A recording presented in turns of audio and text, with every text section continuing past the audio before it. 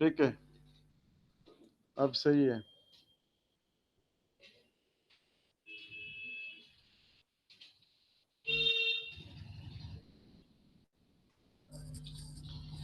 तो डिटर्मिनांट की बात कर रहे थे हम। डिटर्मिनांट स्क्वायर मैट्रिक्स का इवोल्यूशन है, ठीक है। और सिंगुलर मैट्रिक्स क्या होता है? सिंगुलर मैट्रिक्स होता है, सिंगुलर मैट्रिक्स जिसका डिटर्मिनेंट की वैल्यू, जैसे ए बी सी डी अगर मैट्रिक्स है, अगर हम इसका डिटर्मिनेंट निकालें,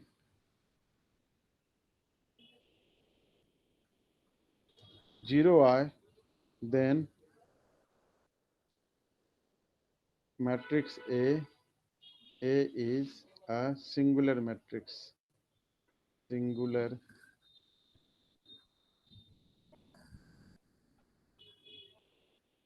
सिंगुलर मैट्रिक्स।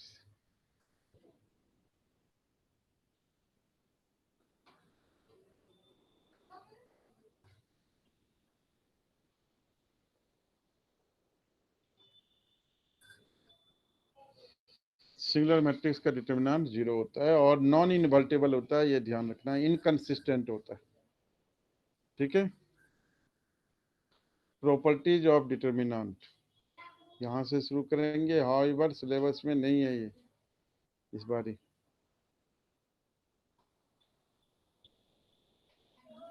प्रॉपर्टीज क्या क्या है? Any if we multiply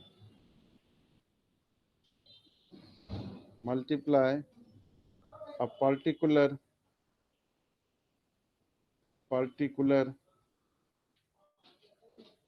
row or column by a scalar quantity, a constant, say lambda, then determinant is, then determinant को ना ऐसे भी लिखते हैं, ऐसे भी लिखते हैं डिटर्मिनेंट, ये नहीं हुआ। Determinant is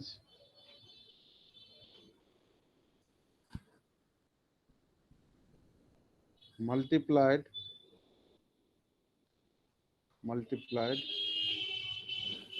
by lambda. ये पहला प्रॉपर्टी नंबर 1। दूसरी प्रॉपर्टी है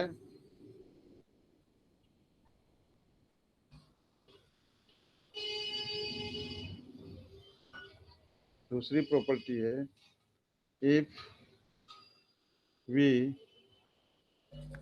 interchange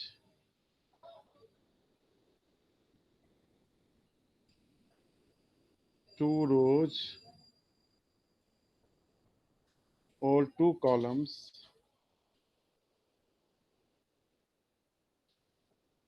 then determinant is multiplied by -1, negative of determinant हो जाता है। Property 3, we can add or subtract two rows or two columns of a determinant।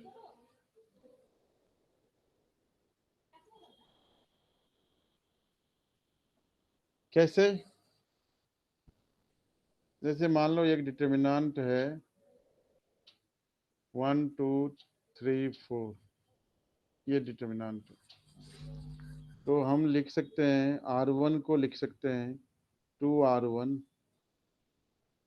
Plus R2 ऐसा लिख सकते हैं, तो इसका मतलब हुआ कि ऑपरेशन किस में हो रहा है, R1 में।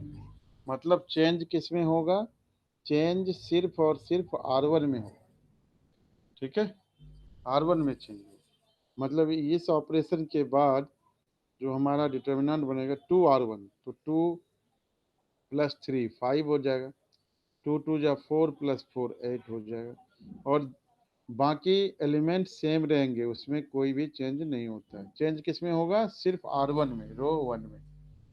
ठीक है, रो 1 में सिर्फ चेंज होएगा।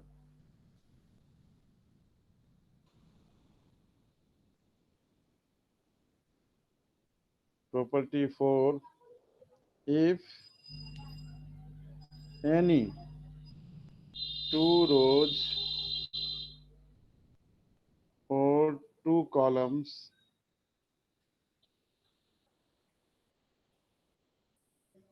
of a determinant are identical,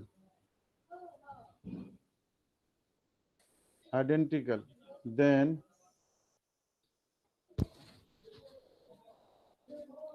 determinant becomes 0। क्या मतलब हुआ, जैसे मान लो 1 1 1 है, 2 3 5 है, और ये 1 1 1 है, तो C1 C3 के इक्वल है, आइडेंटिकल है, तो डिटर्मिनेंट की वैल्यू क्या हो जाएगी, 0 हो जाएगी। ठीक है, समझ आ रहा है इशिता, विवेक?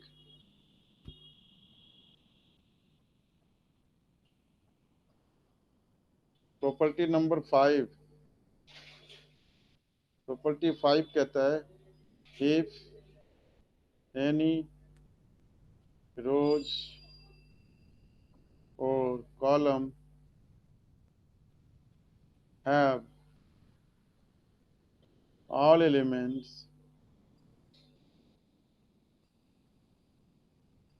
as 0, then determinant equals to 0।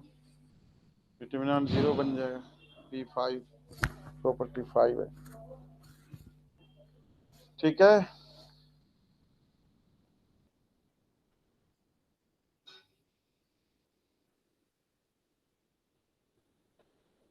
P6, if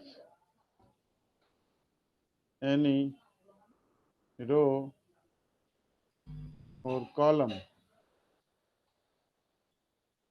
has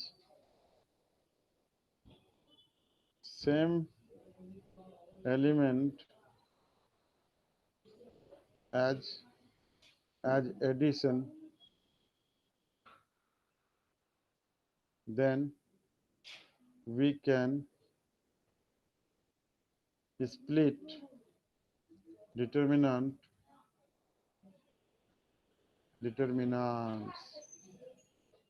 ठीक है, कैसे, विवेक? समझ आ रहा है ना भाई? P6, if any you do or column has same element as addition। Okay, so caption is turned on. In case I am not audible, then you can see the caption as well, and you can hand raise. Caption is already on.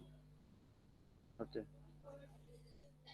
so then we can split determinants। कैसे, कैसे split कर सकते हैं, जरा इसको समझते हैं। जैसे मान लो एक डिटर्मिनेंट है 2 + a, 3 + a, 5 + a। ठीक है, और इधर है आपका 3 5 6 4 2 1, ये है। तो इस डिटर्मिनेंट को हम ऐसे लिख सकते हैं 2 3 5 3 5 6 4 2 1 plus a a a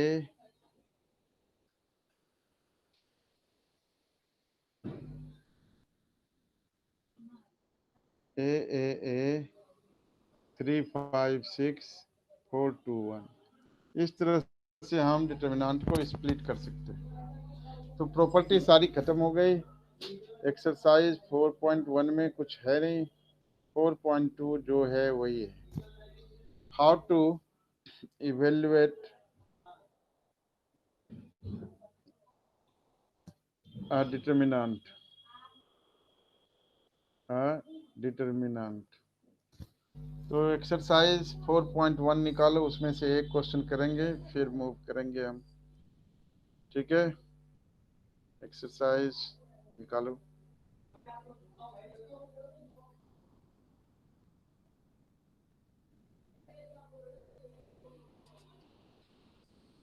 four point one.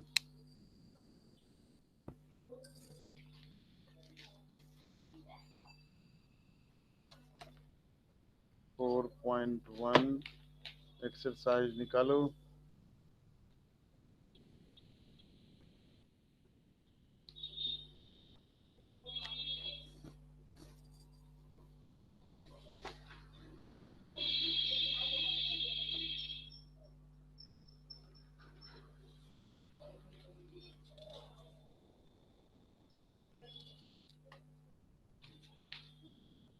4.1 का क्वेश्चन नंबर 4 इम्पोर्टेंट है, इसलिए देखना जरूरी, समझना जरूरी। बोर्ड में पूछा हुआ 1 मार्क 2 मार्क के लिए। हाउ टू इवेल्युएट डिटर्मिनेंट हमने वैसे बात करी है, तो इसलिए पहले एक डिटर्मिनेंट का क्वेश्चन ले लेते हैं। क्वेश्चन नंबर कौन सा लें? 3 नहीं, 3 में तो कुछ है ही नहीं। 5 इवेल्युएट, तो 5 में इवेल्युएट है। क्वेश्चन नंबर 5 में इवेल्युएट करना है डिटर्मिनेंट को, तो 5 का थर्ड पार्ट ले रहे हैं। Exercise 4.1 question 5 third part, third part. ठीक है, हाउ टू इवेल्युएट डिटर्मिनेंट। तो डिटर्मिनेंट इवेल्युएट करने के लिए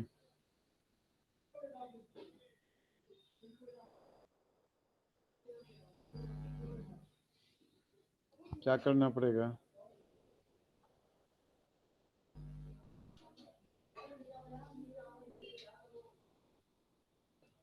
दिया हुआ है 0 1 2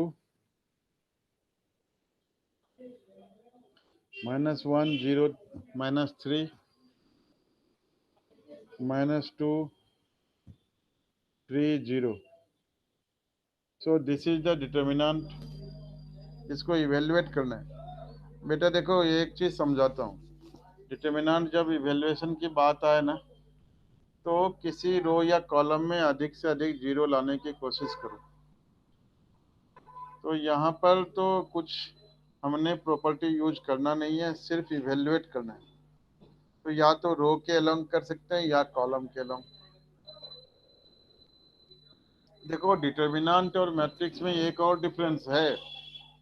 वो क्या है कि इसमें आप एक साथ रो और कॉलम ऑपरेशन एक साथ चला सकते हैं, लेकिन रो जो मैट्रिक्स होता है उसमें या तो रो ऑपरेशन होता है या कॉलम ऑपरेशन होता है। और ऑपरेशन से रिलेटेड इस बार ही आप लोगों ने किया नहीं है, पढ़ा नहीं है, एलिमेंट्री ऑपरेशन छोड़ रखा है।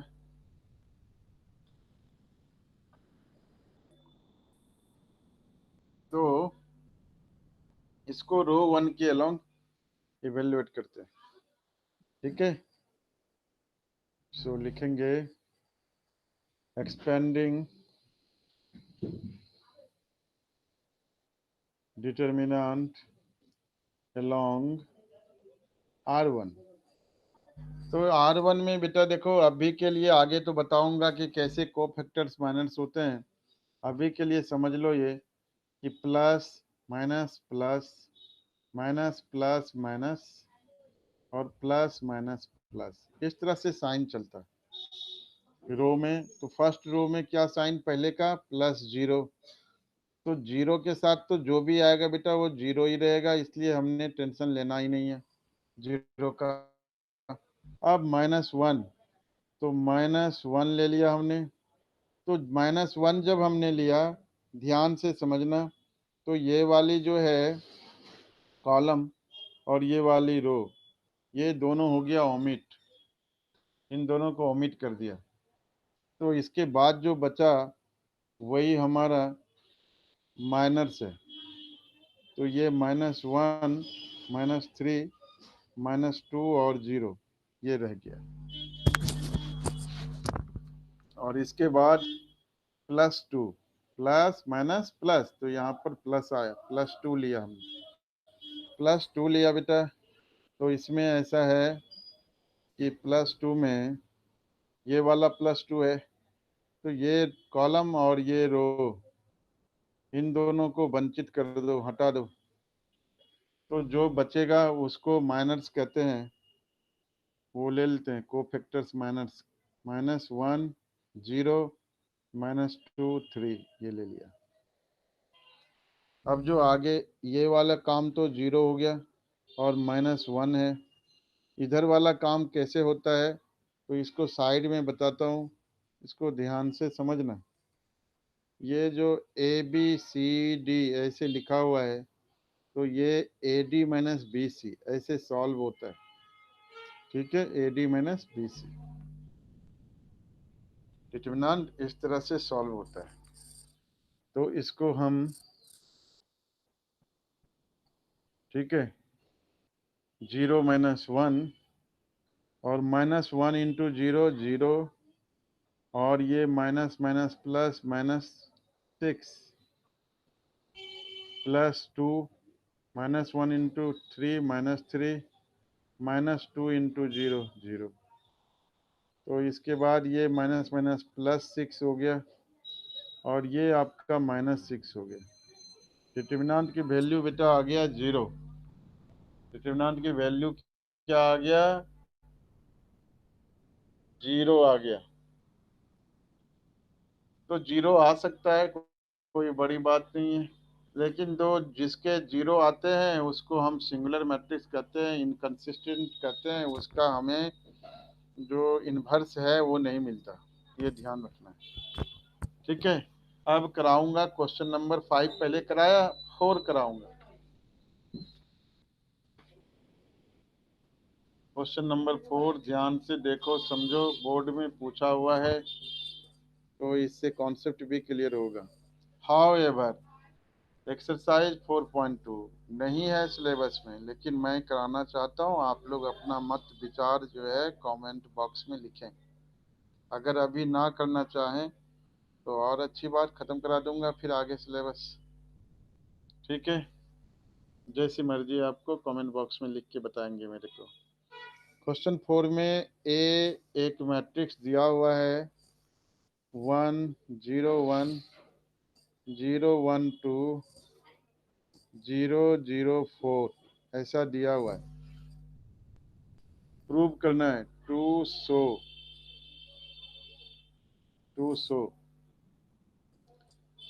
3 टाइम्स मैट्रिक्स ए का determinant equals to 27 determinant A, 27 determinant A. ये हौच पौच नहीं चाहिए भाई, जब हमारे पास मिटाने का इरेजर है तो हौच पौच किस लिए? 27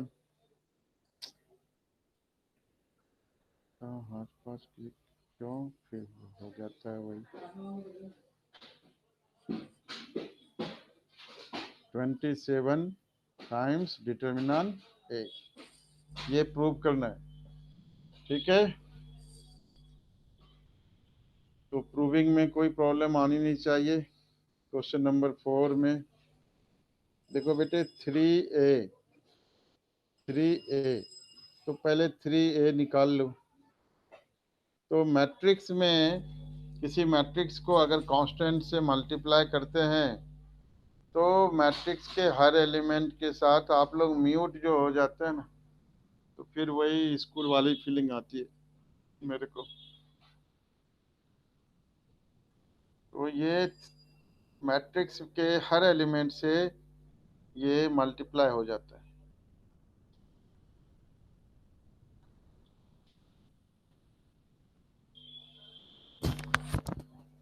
थ्री 0 3। एक चीज और, जो क्वेश्चन इंपॉर्टेंट बताऊं उसको इंपॉर्टेंट वहीं का वहीं मार्क कर दो भाई, क्योंकि स्पेशल रिक्वेस्ट पे क्या हो जाता है ना, मैं मन से तो चाहता हूँ हमेशा मदद करना, बट मेरे को बड़ी प्रॉब्लम हो जाती है। वो मदद कब करनी पड़ती है, 1 बजे 2 बजे 3 बजे रात में नींद टूटी तब याद आया अचानक से, किसी बच्चे ने कहा था, किसी उम्मीद के साथ कहा होगा। तो वो थोड़ा ध्यान रखिए, जो इम्पोर्टेंट कहता हूँ उसको वहीं पर मार्क कर लीजिए।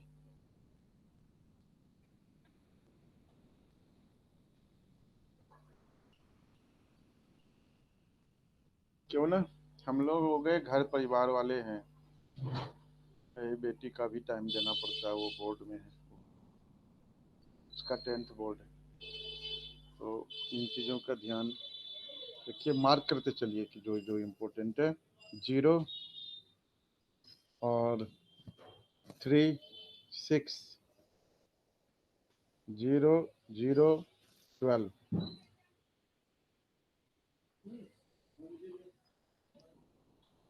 ठीक है, ये हो। अब कह रहा है 3a का डिटर्मिनेंट।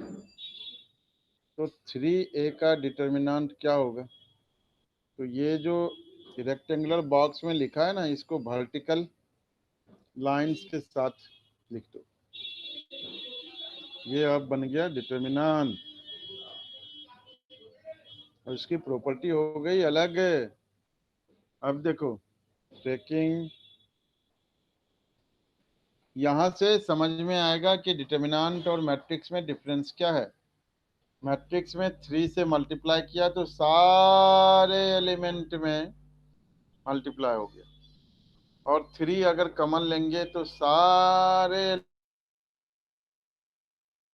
डिटर्मिनेंट में आप कॉमन सिर्फ एक रो या कॉलम से ले सकते हैं। तो taking common 3 from R1 R2 and R3, मतलब अलग अलग रो से आप 3 कॉमन ले रहे हैं, तो 3 बार 3 कॉमन ले रहे हैं, और इससे आपका 1 0 1 0 1 2 और 0 0 4 ऐसा आ गया। तो ये हो गया 27 टाइम्स ये। तो फिर से वही आ गया डिटर्मिनेंट ए, यही प्रूव करना था। हेंस प्रूव्ड, ये प्रूव हो गया। ठीक है, तो ये प्रूव हो गया बेटे।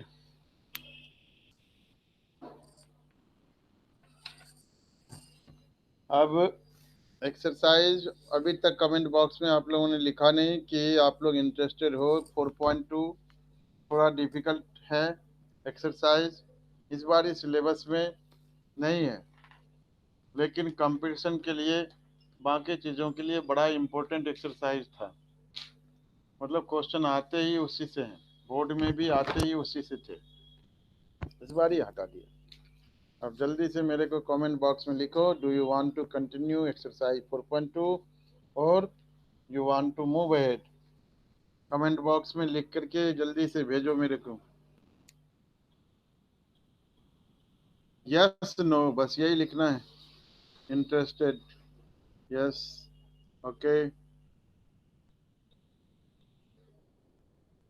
ठीक है।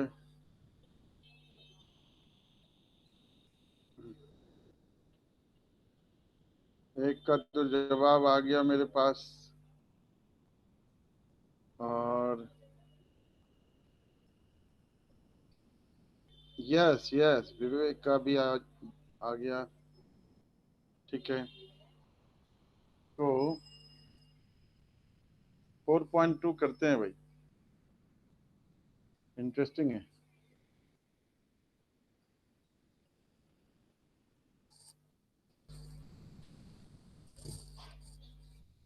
देखो पहला क्वेश्चन तो बहुत आसान है और इसमें कुछ करना भी नहीं है।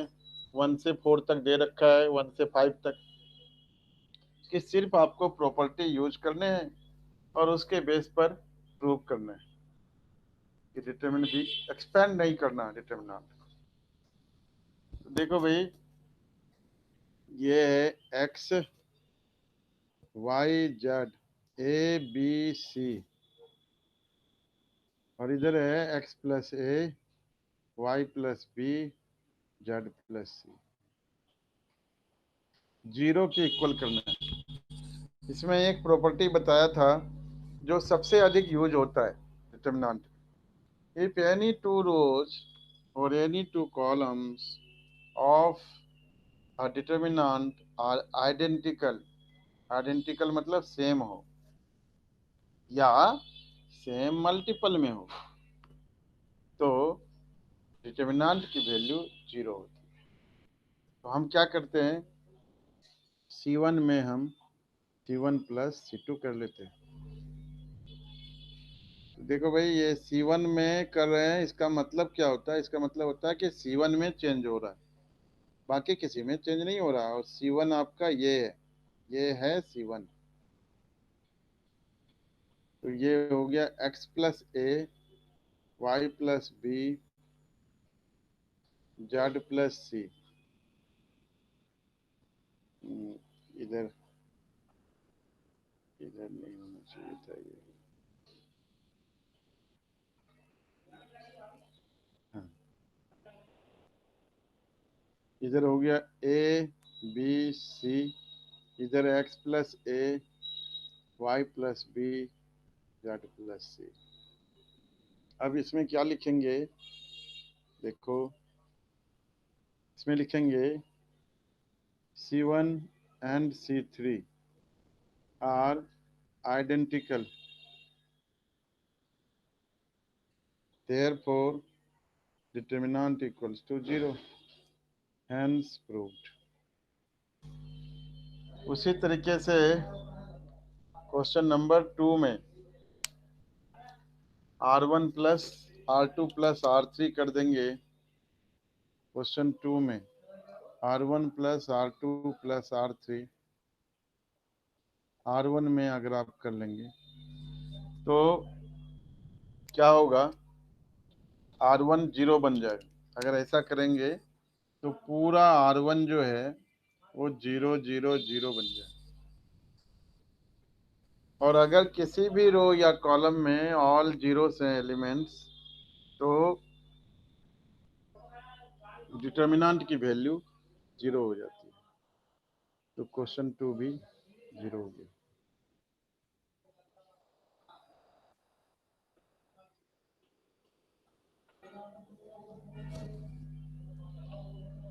इसके बाद क्वेश्चन 3 की बात कर लेते हैं।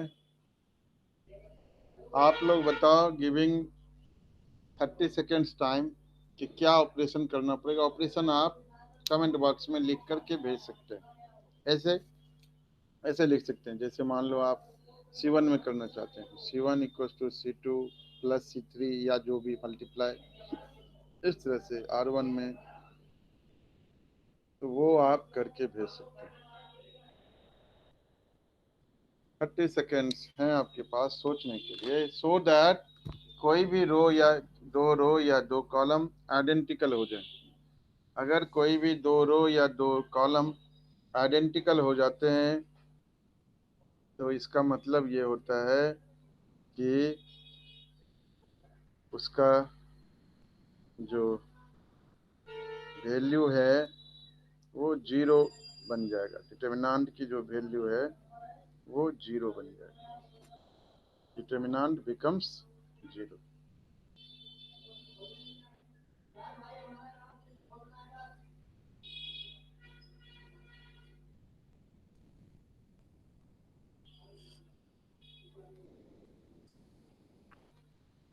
जल्दी से बताओ, नहीं बता पा रहे हो आप लोग तो मुझे बताना पड़ेगा फिर।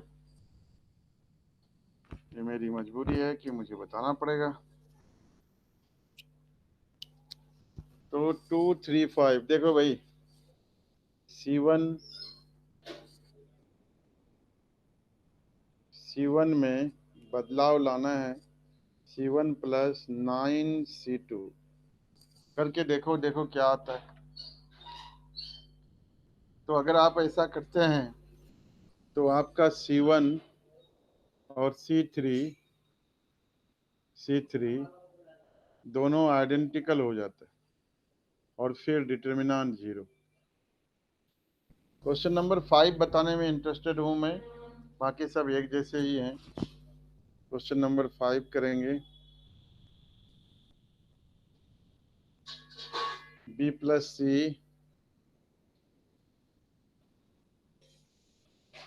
Q plus R, Y plus Z, G. US में जी पढ़ते हैं। यूएस के बच्चों को पढ़ाना बहुत आसान है अगर आपके एक्सेंट सही है। वहां पर टी को पढ़ते हैं डी, डा। बोतल को बोतल, और थोड़ा वो अमेरिकन, अमेरिकन को बोलेंगे अमेरिकन। ठीक है, चलिए कहाँ से कहाँ पहुंच गया एक्सेंट पे। तो सी प्लस ए वन वे कम्युनिकेशन बिल्कुल रखने की जरूरत नहीं है। मैक वगैरह ठीक रखिए, बातचीत करिए। तो पढ़ने में लगता नहीं है कि ऑनलाइन ले रहा हूँ, लगता है कि ये ऑफलाइन ही है। ठीक है, और अब जमाना के अनुसार ऐसा है कि ऑनलाइन ऑफलाइन में अंतर ही नहीं रहेगा। अगर आप टू वे कम्युनिकेशन रखते हैं तो कोई डिफरेंस नहीं। A plus b, p plus q, x plus Y.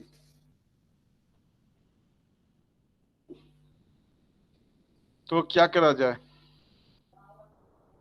इसके बच्चों ने दो तरीके बताए मेरे को। किसी बच्चे ने मेरे को बताया कि सर सबको ना हटा देते, मतलब सबको स्प्लिट कर देते। तो सबको स्प्लिट करोगे तो 9 कम से कम बनेंगे डिटर्मिनेंट, जो करने की जरूरत तो है नहीं। ठीक है, तो वैसा करने की जरूरत नहीं है। ठीक है, तो फिर क्या करेंगे?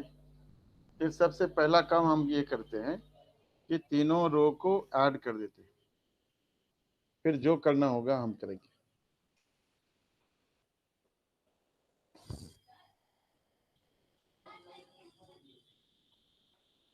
तीनों रो को हम लेफ्ट ऐड कर देते हैं। R1 R1 plus R2 plus R3।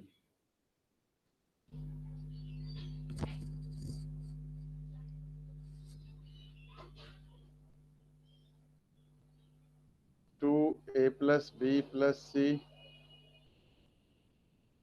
2P plus Q plus are, और इधर हो गया आपका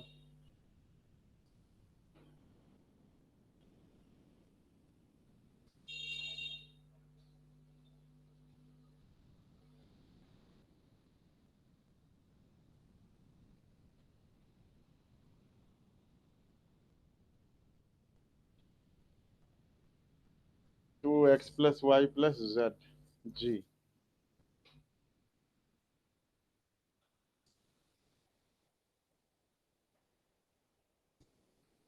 और इधर के तो सेम होगा, कोई चेंज हमने किया नहीं है। तो चेंज जब किया नहीं है तो सेम रहेगा।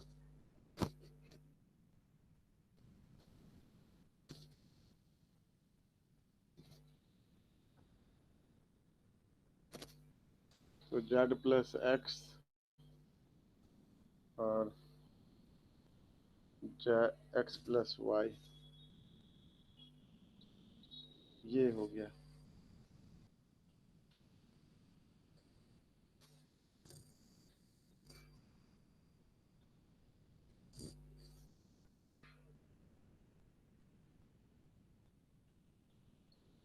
तो R1 में 2 कॉमन ले लो पहले,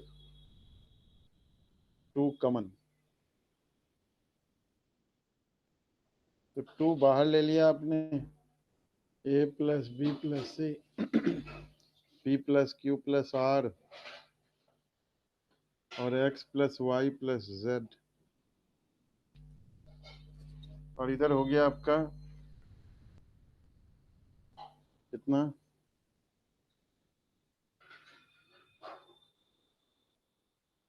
c plus a plus B, R plus P, p plus Q, Z plus X, X plus y.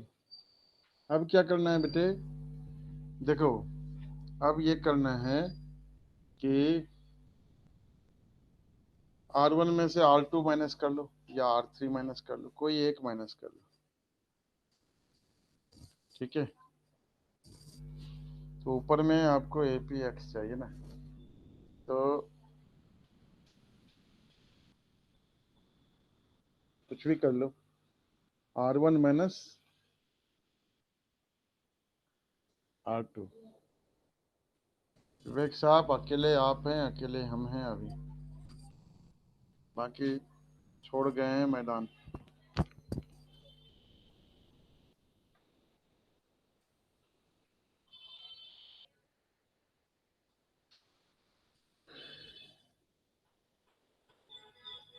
तो C प्लस ए माइनस हो गया, तो B बचा, Q बचा और Y बचा, BQY।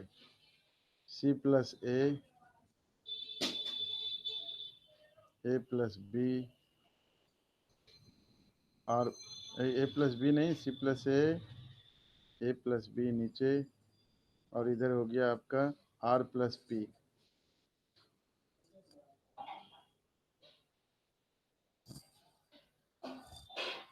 R plus P, P plus Q, Z plus X, X plus Y.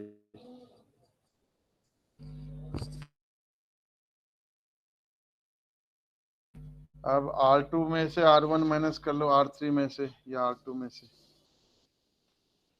2 तो इसके साथ ही है वैसे।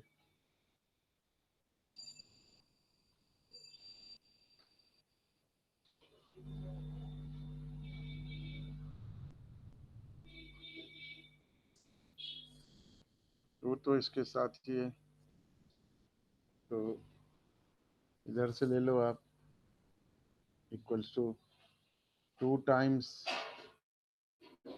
B Q Y. यहाँ पर ऑपरेशन ले लो आप, क्या, R2 में R2 minus R1, BQY C plus A minus B, अच्छा नहीं, R3 में करो भाई, R3 में R3 माइनस R1। तो इधर तो सेम रहेगा, C प्लस A और A प्लस बी माइनस बी, A रह जाएगा, P प्लस क्यू P रह जाएगा और X रह जाएगा। इधर रह जाएगा R प्लस P और इधर रह जाएगा Z प्लस X। इतना कर लिया। अब क्या करना है, अब यहाँ से आप कर लो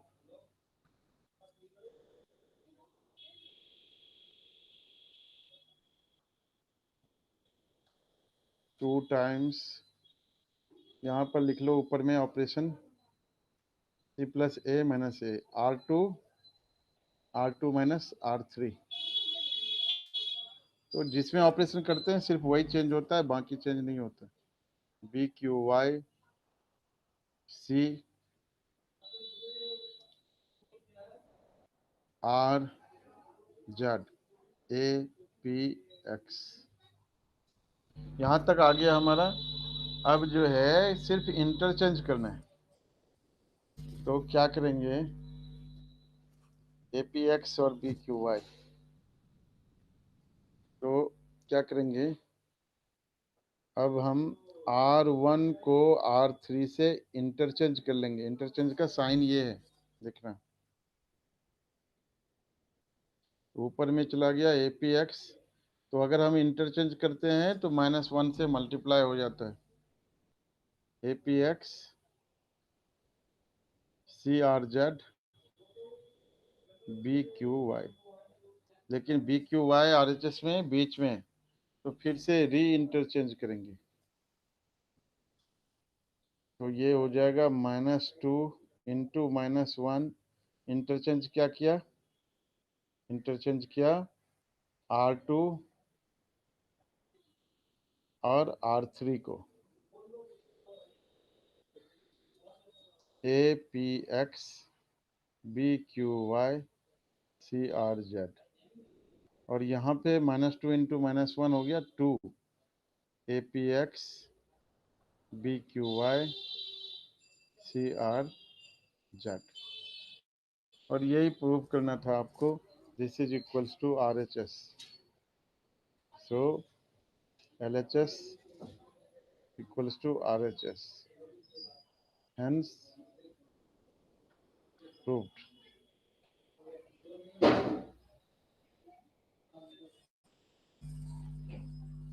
ठीक है, ये प्रूव हो गया।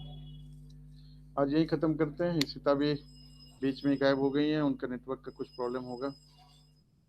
ठीक है, सो टुडे